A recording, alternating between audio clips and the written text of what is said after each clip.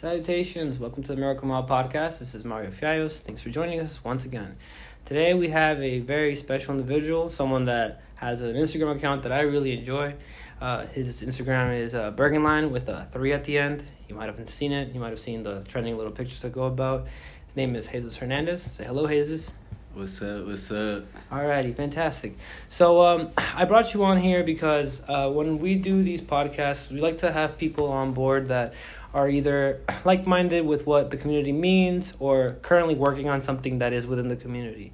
I know that you just released a few Bergenlin's Most Wanted tees, which were pretty fucking cool. Yeah. That was really fun. Fire. I responded and saw them too late. The first batch was gone. I want the second batch, so you gotta let me know about that. It's coming. But yeah, I just figured it would be a good fit because I don't know if you know this, but the Miracle Mile Podcast is the nickname that Bergenlin used to have in the heyday. So the idea is that we seem to have similar interests in that regard. So I figured it'd be a good conversation to have here. I'm with it. Alrighty, cool. So the first question I want to ask you is, how did you start off with that account? Because every time I see that account, I think, damn it, that's a great idea. Alright, so I didn't really mean to. Mm-hmm. So previous to having my account as Bergenline with the 3 at the end, it was Bergenline's Little Angel. Okay. And before that, it was Bergenline. Bergenline. Okay, that was a work in process. So I just named my personal Instagram account that, and I just thought it was cool and whatnot. But one day I was having a dinner for my friend's birthday. Mm-hmm. And one of my friends, he's a rapper, 1-3. Yes. He mentioned that he was having a dream and he heard a Bjork song in the background. Oh, Bjork. Go ahead. So I just mentioned to him, hey, like, have you seen that Bjork picture of her at 80th Street? And he was like, nah. And so the next day I just decided to post it up to share it because if he hadn't seen it, I'd assume other people hadn't seen it. Yeah. So it just that picture popped off. Yeah. So then I was like, all right, if people haven't seen this picture, let me post this picture. Mm-hmm. And then people didn't see that picture, so it just, it just kept going onward. And I felt like, yeah, there's so many facts that just go under a lot of individuals know. And it's not shared so much, so like a group of people in this area will know these type of facts, a group of people will know these facts, and the information isn't shared. So I just felt like, hey, let me just keep sharing stuff until I can't. Yeah. And then I started sharing pictures of it started off as, celebrities that have lived or passed through here. Mm-hmm. And then I decided to put local artists that have lived here or played here or were started here. We're just hanging out here all the time. And I just now I've just been really using it to express why I love this area. Yeah. And I'm just having fun with it, just tell. Being myself and just highlighting things that I feel like make me love where I'm from. Word. Yeah, and yeah, it's been going well and fun. And then the shirt stuff. Yeah, that's fun. I want that shit so badly. I just like to learn stuff. Yeah. So you've been going through the printing and. So I'm going through a phase where I'm trying to get good at screen printing, and I just said, hey, let me make this shirt up, and people are interested in it. Word. Yeah, I actually have an Instagram account called Bergenline's Most Wanted that I had beforehand as well when I was going through a pizza making phase. A pizza making phase? So that's that's if you go and you find it, that's my pizza porn account, and it just has a whole bunch of I'm gonna find this shit right homemade pizzas and stuff like that. And the way I got that name was just once you were just drinking beers and smoking on the Hudson River. And my friend told me like some, degenerate, ratchet story, and I was like, bro, you're like Bergenlin's most wanted. And it just hit. Yeah, it just hit. So yeah, so the icon on the Instagram is like some kid like doing an ollie and whatnot. Mm-hmm. That's him. Okay, go figure. Fuck. Honestly, what I think really draws people to your account, whether it's someone who just runs across a picture of Bjork on a Park 80th, or if it's someone that knows you from a function or doesn't, I feel what really like gravitates is the fact that I can tell as a person who's on social medias that you have like a genuine interest in these things, and it's not just someone who's like trying to take pictures for clout or trying to look cool. Like, it's coming from a place of like genuine interest in the regard. Yeah. Sorry, I'm trying to also it's because I've had a great life and great youth, and there's so many things that I've like experienced in my life, and I see like a newer generation coming up, and I know, just like I don't know much about the art community that existed generations before me. I know that the future generations, if they're not shared information about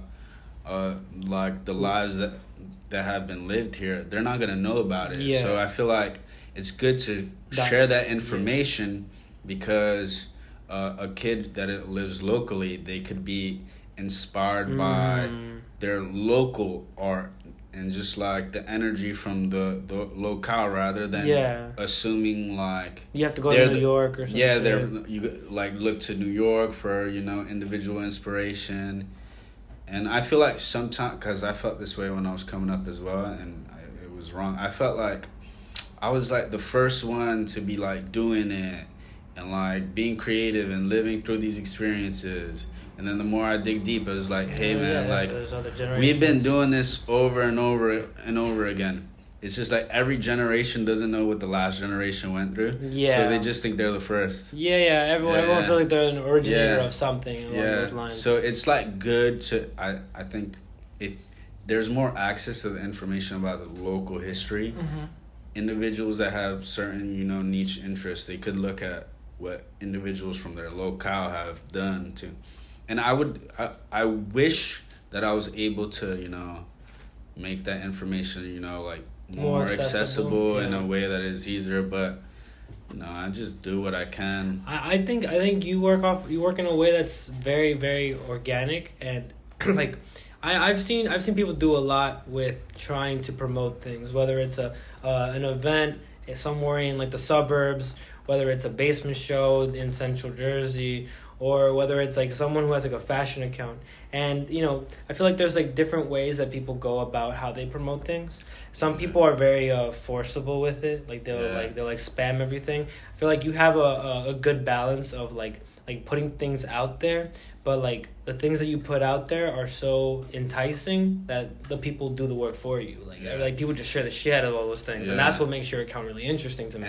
Yeah, and I think the way I perceive, like how I use social media is less of a promotive thing for me personally. I can understand how people could perceive it that way, but for me it's more about a celebrating thing. Like, I feel that. Hey, like I see an artist and I've seen his growth out throughout the years, and I see like how their music is doing like really well, and it's developed in a lot, and I just I'm happy to see this artist like doing well, so I'm like, hey, let me share this stuff, because like that's great, like I like to see people grow and do their thing, and it's just like that's why I share stuff. So it's like, rather than like promoting, I feel like more when I do a post, it's like celebrating. Okay, that's valid. Thing. And that's how I perceive it. That's valid, yeah. I have a question, because, I can go on and on about like how the account goes, but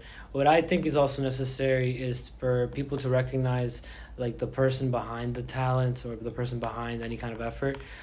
So give us a little bit of information about yourself, Jesus. So where originally are you from, like location wise? So I'm from Weehawken. Okay, go figure. Yeah. Okay. So all right, I'm not sure how to go about this, but regards to arts and stuff, I came up from Weehawken. When I was growing up, this like the social circle around me, Uh-huh. we were going through a hardcore phase, and there was like a hardcore scene going on around, and it was so great. Like I was like 13 years old going to local hardcore shows. What years like, would you say this was, like 2005. 2005. Like 2005, that's when Okay. culture, like I was introduced to culture. Oh, go figure. Okay. So And what sounds, you said hardcore, you mean by like hardcore emo, like screamo? so it's like post hardcore, screamo, metal. That was the types of sounds that were going on at that time. Interesting. Yeah, so I had a great friend. He's like a brother to me. His name is Ronald. His older brother was in a band, and he played a couple shows, and then from there, the younger kids, they started playing shows and stuff like that. And it was the last scene around here that I felt like was really strong. Like had a heavy weight, yeah. Yeah, it was really strong. Now it really feels like more like there's things to happen, but it feels very click based. You know what I mean? Yeah. Because like there's different rappers that I would say have a good following, but they tend to stick to their own people and their own crowd. And then these people stick to their own people and their own crowd. I could dig deeper into that now if you what I feel about that now. This all is right, your time, yeah. So all right, this is how I perceive like the right now in this area. I see hip hop is dominating. Yeah, very heavily so. The culture. Yeah, and I think it's having a rough time. Like this is me relative to the hardcore scene that I saw before. Sure. So when I was younger, this is how the scene was mapped out, and it worked well.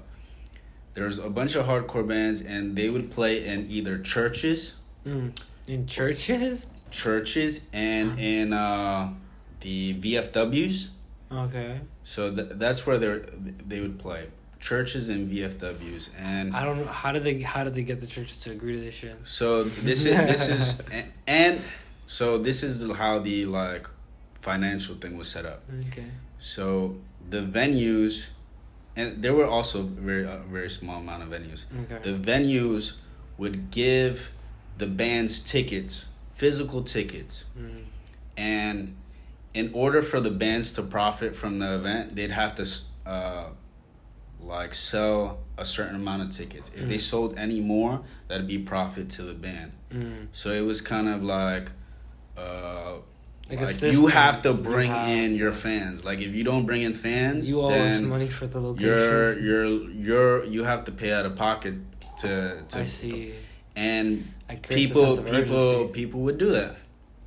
It's an interesting dynamic that I actually recognize that doesn't work out here. Yeah, so the hip hop scene, they would not accept something like that. I haven't seen anyone that would even, because the attitude is more like pay me what I'm worth. Yeah. Yeah, but I think there's like sometimes like I feel like in a lot of bands there's this very aware sense of let's call it band nihilism or gig nihilism.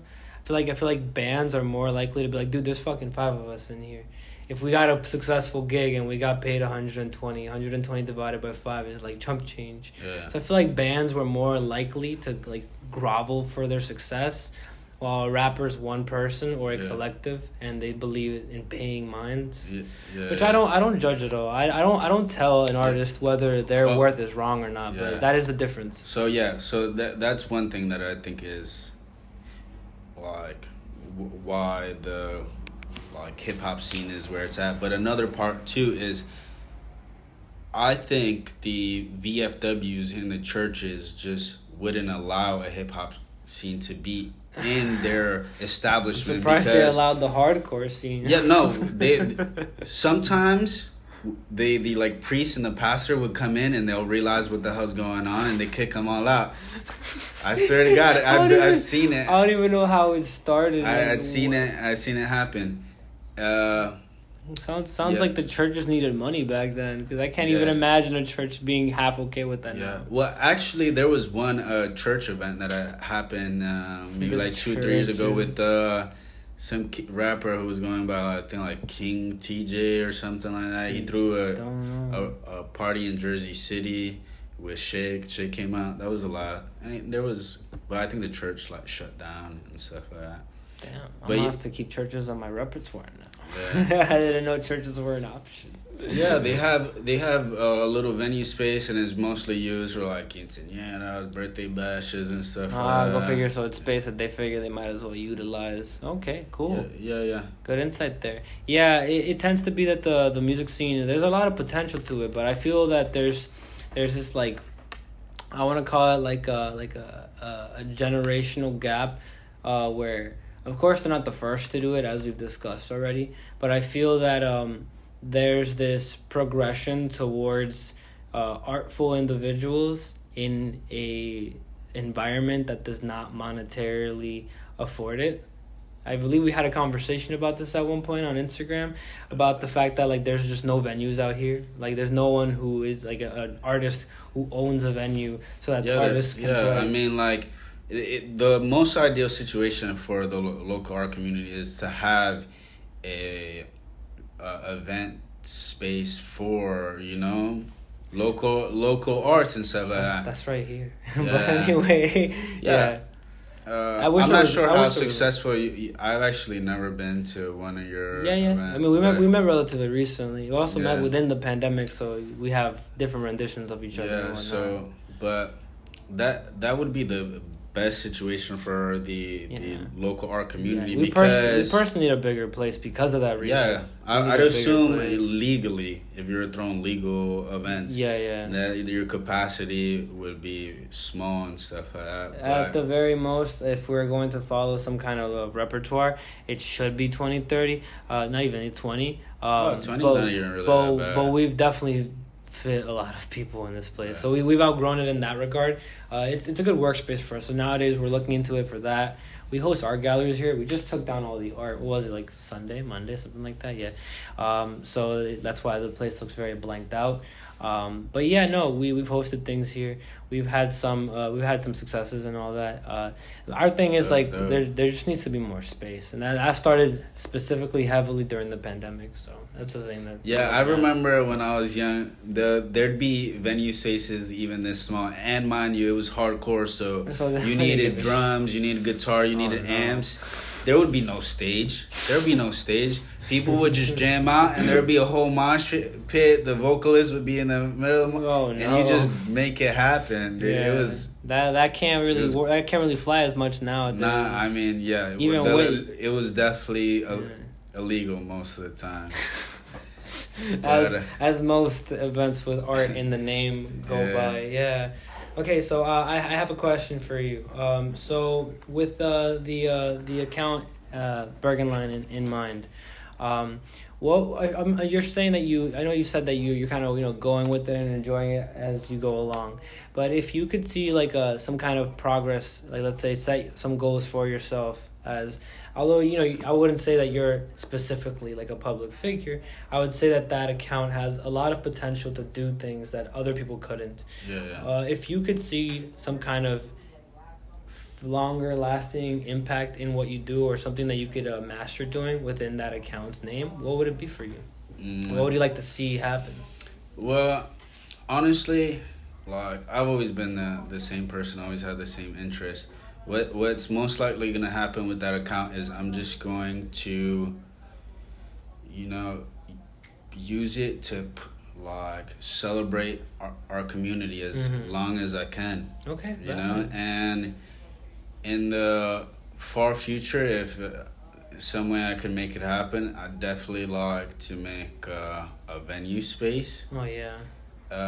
Just to give people the opportunity to collect themselves, because we do have so many individuals with like-minded interests and stuff like that, so it could be a space. But really, I'm just gonna continue celebrating and doing it as naturally community as you can, right? Yeah. And hopefully there's in the future there's many things to celebrate to come. Another question I'd have for you is, so I feel because there's so many people that we know in this area that are doing things like DJs, like artists, all kinds of creatives. What are some creatives that you, whether they're your peers or people you look up to, that you look at and pay attention to and respect to a certain degree? Like, who are some names that you have in mind? People that you see it, like, that's a hard question Yeah, for me because I'm very easily entertained, easily inspired. Like, because I know the energy to make, your ideas a reality are so hard. So when I see people fighting to try to make it happen. Mm-hmm. But the top people that are... There's some people that come to mind. All right. So there's Rita. Rita is like a... the visual light artist. Oh my god! Yeah, I think her perspective and her interest is so unique. Yeah, they're doing unique. Something very unique. I don't know anyone that has an interest in that with the light as she does. So when I see her, I'm very inspired. Yeah, that's good work. I'm glad you brought that up. Yeah, it's a good one actually. Honestly, not gonna lie, but there's so many people, dude. Like, yeah, I know. All the 070 crew ripping it. Of course. Dude, Solus. You know this rapper Solus? I don't actually. There's this rapper Solus. Pretty sure he's from North Bergen. Fire. I'll trade you one. There's a rap group called Bury You Alive. I'll put you on. They're a duo. I'm literally gonna share you the information. You share me that Solus one because that sounds interesting. Solus is... There's so many. Yeah. So there's so many individuals. I recently actually just for the conversation, I recently actually met you at a DeAndre's Midnight Horror show. DeAndre is a brother to me. Mm-hmm. And when it comes to his art as well, I love it. He's like hella like rugged punk. Just he really plays that role nicely. I love the energy because I know like it's 100% raw. Like that. It's not even like him. Like it's not like a fake funk. Yeah, like it's literally 100% him. Yeah, I do like his work. I do like his work a lot. I feel like